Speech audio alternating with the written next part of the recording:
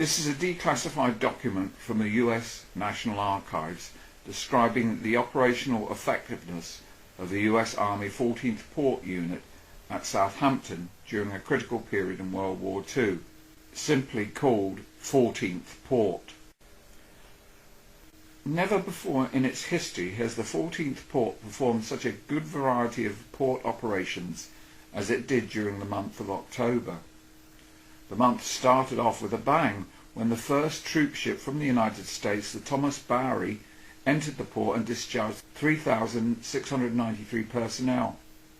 One day later, the troop ship Marine Raven arrived and discharged 2,500 troops.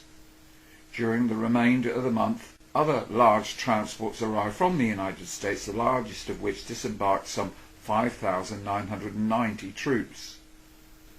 None of these troop ships were originally scheduled for discharge at the 14th Port. When these vessels were loaded at American ports, it was thought that harbours of the European continent would be in such a condition as to allow the vessels to dock there. This proved not to be the case, however, and the transports had to be diverted to ports in the United Kingdom. The 14th Port received a large proportion of these diverted vessels, some arriving at Southampton and others at the newly established subport of Plymouth.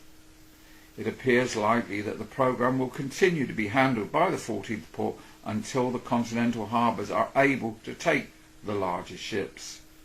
Another momentous occasion during October was the embarkation of the 1,000th United States soldier for the far shore on the 25th of October.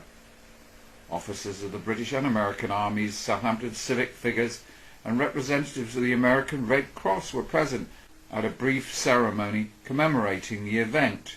In attendance were Colonel Conrad Peterson, representing the Deputy Chief of Transportation, Colonel Walter D. McCord, District Transportation Officer, Colonel Sherman L. Kaiser, 14th Port Commander, Colonel Leo J. Mayer, Deputy Commander of the 14th Port, Lieutenant Colonel Warren D. Lamport, 14th Port Director of Operations, and Lieutenant Colonel C.G. Smith, 14th Port Staging Area Commander.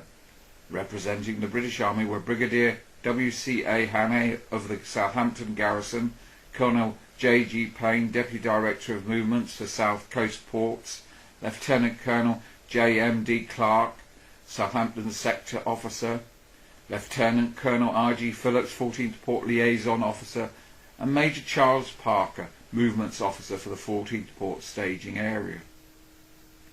The principal address was given by Colonel Kaiser, who expressed the appreciation of the force to all those who made possible the disembarkation of 1 million United States soldiers in only 141 days.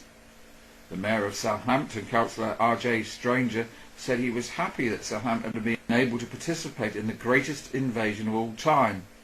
At the conclusion of his address, the Mayor presented the 1,000th man, Private Paul S. Schimmer, Jr. of Chambersburg, Pennsylvania, with a personal letter. A third significant event in the port's activity in October was the taking over of Plymouth and its associated ports from the 13th Port on the 13th of October. With this further extension, the 14th Port during the last month handled United States Army operations in the ports of Southampton, Hamble, Fawley, Poole, Portland, Weymouth, Dartmouth, Plymouth, Truro, Falmouth and Hale. For all practical purposes, the 14th Port is now handling all United States port operations on the south coast of England. Major Ralph Hall was appointed sub-port commander of the Plymouth operational area. Plymouth is scheduled to receive a number of diverted troop transports from the United States along with Southampton in future weeks. In addition, the usual landing and discharging of coasters and liberty ships is being and will be continued. The ports of Truro, Falmouth and Hale are principally engaged in the construction and shipment of steel barges from prefabricated parts received from the United States. At Dartmouth, wooden barges continue to be assembled. Salvage work hit a new year in the port in October when 2 more vessels were involved in serious collisions, each of which was separate. The steamship Campsite and John Chester Kendall were brought to the port for discharging cargo after serious damage resulting from the heavy seas and the accompanying poor visibility. In addition to the salvage cargo, much material was discharged from other vessels arriving in the port.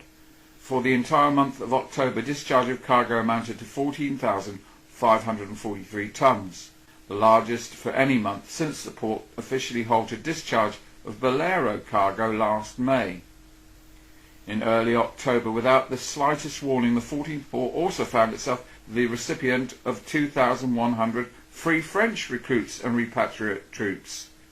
For several days after the disembarkation, no information was available as to the proper disposition of these men. Meanwhile, the 14th port quartered the troops in the staging area camps being jointly operated by the British and American armies.